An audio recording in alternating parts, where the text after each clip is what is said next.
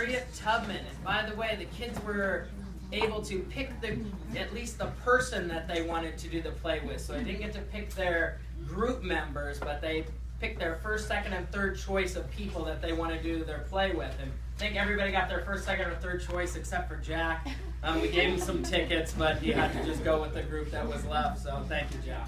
But this group is Harriet Tubman, and sometimes we know about some people. Anne Frank's pretty popular, Ben Franklin's pretty popular. Most people haven't heard about Harriet Tubman. So this one you might learn something. All right, Harriet Tubman, you guys are on. In 1820 or 1821, Harriet Tubman was born in Dorchester County, Maryland. Out of 11 children, she was the sixth. Her parents were slaves. Her whole family was owned by Edward Mills. In 1835, Harriet came between a slave and master who was running away. The man threw metal weight at Harriet and almost killed her. She had a deep cut in her forehead that never fully healed. For the next 80 years, she suffered many headaches and had trouble sleeping. After the accident, she often prayed to God. In 1844, she married John Tubman. He was a free man. Harriet was thinking about running away. She wanted John to join her, but he said no. Finally, she made up her mind and she started planning her escape. She decided to escape at night and she took two of her brothers. Then she decided to leave and made Harriet turn back too. 2 nights later, she decided to go back by herself. I had a right to liberty or death. If I could not have one, I would have the other. After she escaped, she traveled to Pennsylvania where they had a law against owning slaves. Harriet was now a free woman. After she became free, she helped free slaves, and once the slaves started on, she wouldn't let them turn back.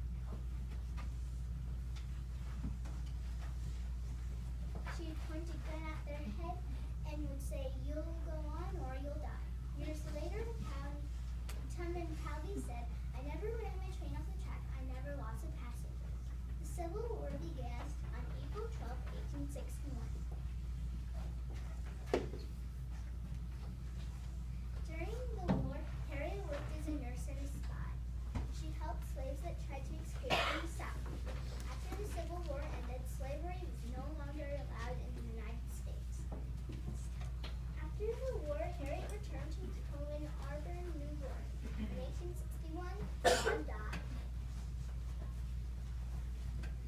She decided to marry a former slave and soldier, Nelson Davis.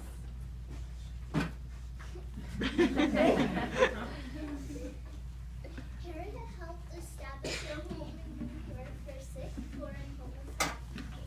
Then she decided to move into the home in 1911 when she was old and weak. I can hear the bells ringing, I can hear the angels singing. Soon after that, Harriet died on March 10, 1913. She is more than 90 years old.